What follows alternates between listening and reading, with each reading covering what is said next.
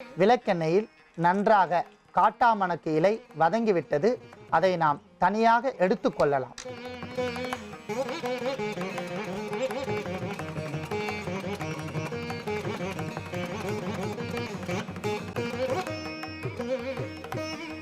நாம் காட்டாமணக்கு இலைகளை இரு இலைகளாக கிள்ளி போடக்கூடாது. ஏனென்றால் சிறு கட்டிகள் கொப்பளங்களை முழுமையாக மறைக்கும் என்பதால் முழு இலைகளை இட்டே நாம் வதக்க வேண்டும்.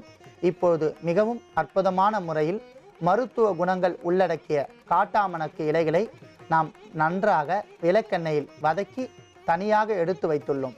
பல்வேறு வகையான மருத்துவ நூல்களிலும் பல்வேறு வகையான கைகண்ட அனுபோக மருத்துவமாக இது இன்று வரை தமிழ்நாட்டிலும் பல்வேறு இடங்களிலும் கையாளப்படுகின்ற ஒரு அனுபோக முறை.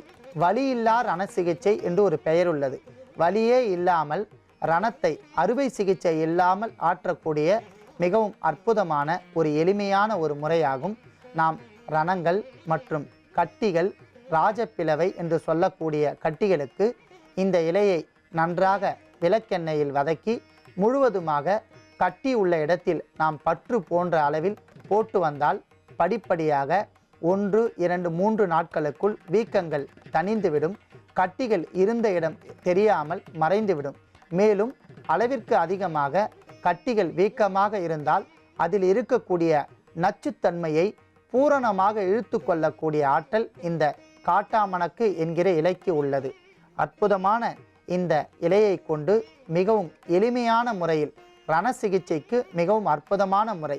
இந்த முறையை கொண்டு நாம் செய்து வந்தால் படிப்படியாக நமக்கு கட்டிகள், வீக்கங்கள், ராஜப்பிளவை கட்டிகள் இவையெல்லாம் ரண சிகிச்சை இல்லாமல் பூரணமாக தீர்த்து கொள்ளலாம். அன்பான நேயர்களே, அதிகப்படியான பொருட்செலவு இல்லாமல் மிக எளிமையான முறையில் செய்யக்கூடிய இந்த மருத்துவ முறையை நீங்களும் பயன்படுத்தலாம். நோய் உடையவர்களுக்கும் இந்த மருத்துவத்தை பரிந்துரை செய்யலாம்.